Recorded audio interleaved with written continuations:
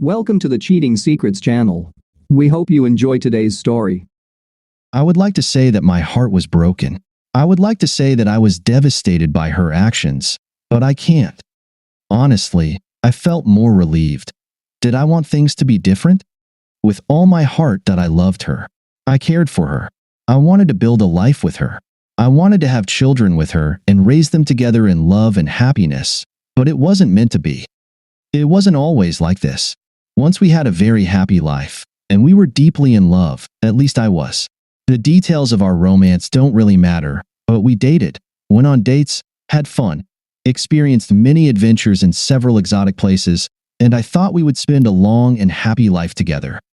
We were both young, got higher education, and had a great, well-paying career with ample room for growth.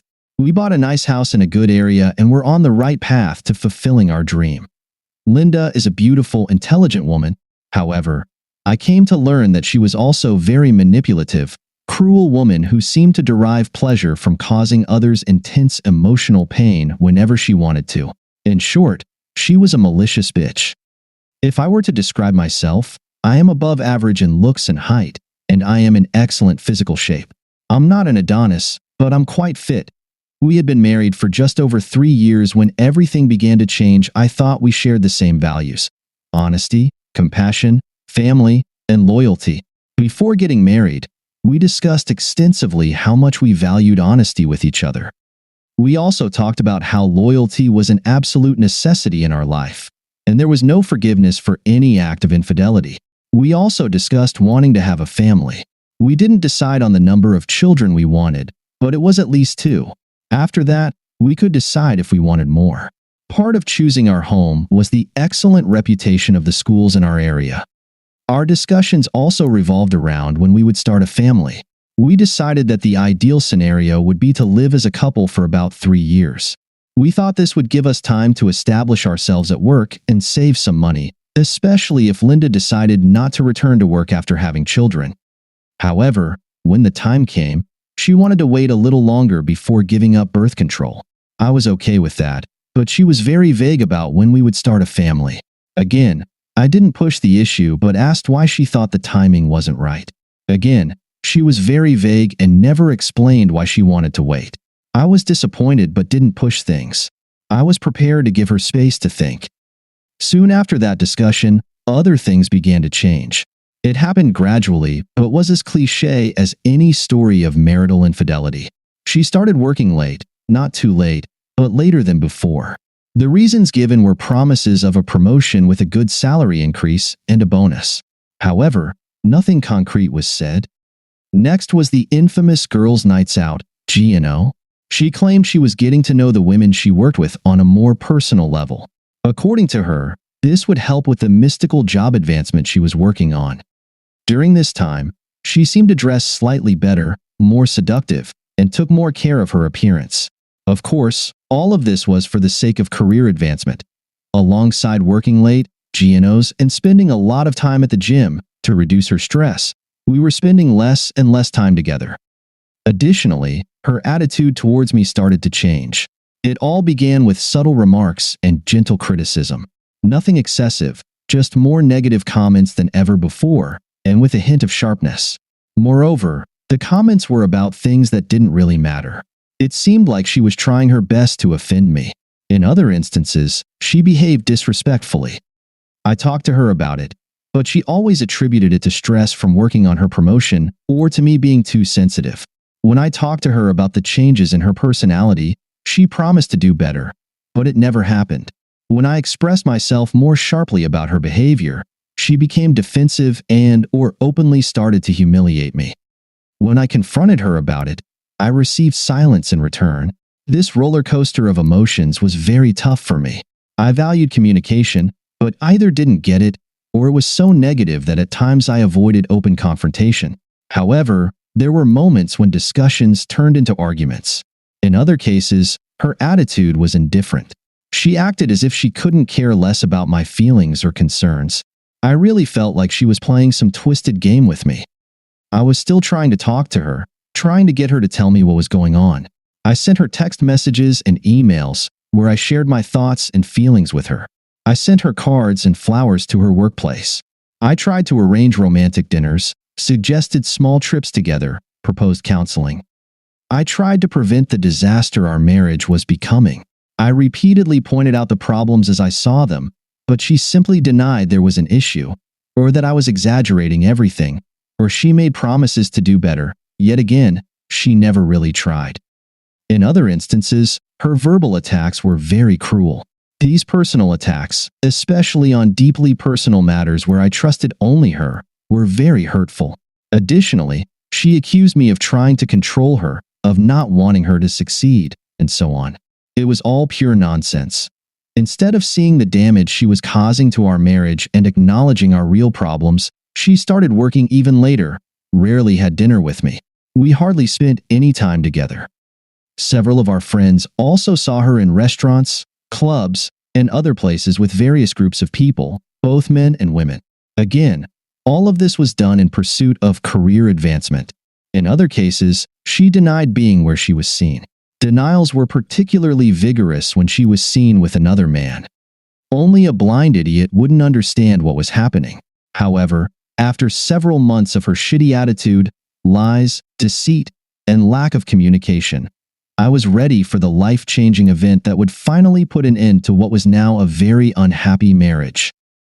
However, instead of one great cataclysm, or finding undeniable evidence of her infidelity, or catching her in bed with someone else, I had a very simple realization.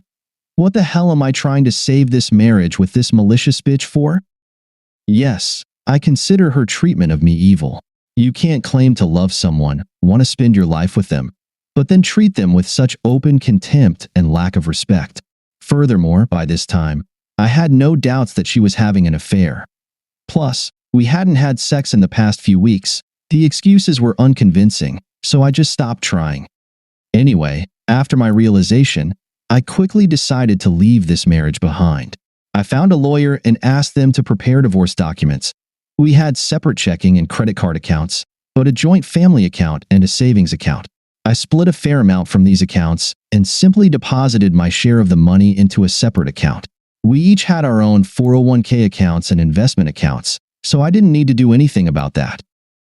Then I asked the lawyer to file for the dissolution of the home contract. I didn't think she would fight the divorce and would probably sign the papers as soon as she received them.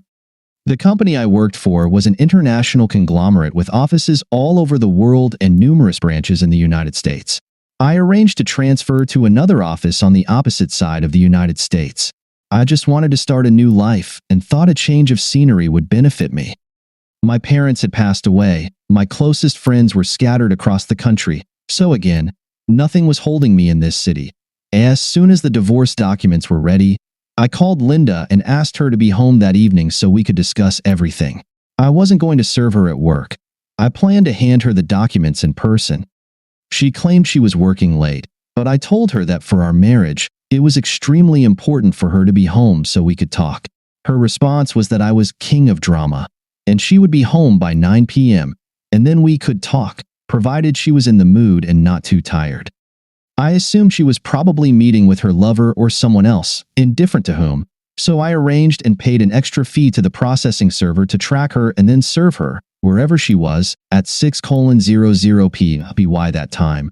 I had already packed everything that belonged to me into my SUV. Besides clothes, I didn't really have many personal belongings. I left all the furniture, photos, household items, and small souvenirs that Linda and I had collected throughout our marriage. None of it interested me. I made sure that, except for the photos, there were no traces left of me ever living in that house. I didn't destroy anything in the house or do anything that could lead to any dramatic statement. I simply didn't have the strength for it. I also didn't leave her any notes. I had been trying to talk to her for weeks, so I decided that the divorce papers would be loud enough. Besides, I had nothing else to say. At 6:05, I received a notification from the processing server that she had been served at a local restaurant, where she was having dinner with some GUI.at 607. Linda called me, but I declined the call and then blocked her number. Again, I had nothing more to discuss with her, so I didn't see the point in answering the call. Then I got into my SUV and drove away from my hometown. About 10 minutes into the drive, I received a call from an unknown number. It was a crying Linda. She begged me to talk to her, saying she was already on her way home so we could discuss our problems. I simply told her to sign the papers and hung up. After that, I didn't answer any calls. Once I got tired, I pulled into a motel and spent the night. The next morning, I checked my phone and saw multiple text messages and voicemails. Most of them were from Linda from another phone. A few were from her friends, and one was from her father. Except for her father's voicemail, I deleted all of them and blocked the numbers of all the phones that sent messages. After eating, I set off on my way, heading to my new job and new home. Then I called her father and had a brief conversation with him. Supposedly, Linda was devastated by the divorce and completely stunned. He also claimed that she needed to talk to me and that she would do everything possible to be together. I simply told him that it's done. I hinted to him that for several months, I tried to get her to talk to me, but she wasn't interested in resolving the issues as I saw them. I also told him that I knew about her affair, and that broke the deal for me. He asked me for proof, but I told him I didn't have any photos or anything like that, and I hadn't looked for them. Her lies and deceit, coupled with disrespect and lack of communication, made me not trust her. I lost all trust in Linda, and I have no interest in trying to reconcile. I've always gotten along with him, so I showed him respect by talking to him and letting him try to convince me to come back. But I said, what's done is done. In the end, he was dissatisfied, and he began to show animosity toward me. Instead of responding in kind, I wished him a good life and hung up. Over the next few weeks, I received numerous phone calls and text messages from many friends and acquaintances, but usually, I didn't respond or replied briefly. They all claimed that Linda was devastated, but I thought she was playing the victim. Maybe she had her own realization, but it didn't matter to me. I was no longer interested in her or her desires. My life with her was over. I did hear from my lawyer about the possibility of court-mandated counseling, but a quick teleconference with my lawyer, her lawyer, and the judge made that question irrelevant. I clearly stated my position regarding our marriage and reconciliation, coupled with the fact that I now lived thousands of miles away, so the judge denied her request. I never believed that Linda truly wanted reconciliation. I thought and still think it was all for show. And again, it seemed she enjoyed playing the victim. Since I never answered calls from numbers not in my contacts list, I never spoke to her in person. However, she managed to leave me several voicemails. As soon as I heard her voice, I simply deleted them, blocked the number, and of course, never responded. She also tried to send me emails, but once I realized they were from her, I just blocked the address and deleted them. Finally, a little over 6 months after I left, I received the divorce decree by mail. After that, I heard almost nothing about Linda. Sometimes I heard about her from a few friends and acquaintances, but mostly I politely listened and never asked for details. Over time, she stopped being mentioned. I never understood what happened to her that made her treat me this way. The change in her was very drastic and uncharacteristic, at least for the person I knew her to be. Maybe she was pretending all the time I knew her, and her fake facade eventually cracked. Or maybe she had some mental disorder. Or maybe the prospect and reality of starting a family drove her mad and marked the beginning of the downfall of our marriage. I will never know. But I have come to terms with my decision never to find out what caused her to treat me and our marriage so disrespectfully and bitterly. I know some people might want to know why I didn't try to burn that bitch, but honestly, I had neither the desire nor the energy. It takes too much effort and time to fix everything. Once I had my epiphany, I saw no need for revenge, and I didn't need any proof of her infidelity. What would that prove, especially since I didn't care who was to blame for the end of our marriage? If she lied and told the world I was at fault, who cares? I no longer let her control me in any way. Besides, I distanced myself from her and everyone else in this city. I don't care what they think of me. I used my chance to start over, as I wished and needed. In the end, living well is the best revenge, and I am certainly living that way.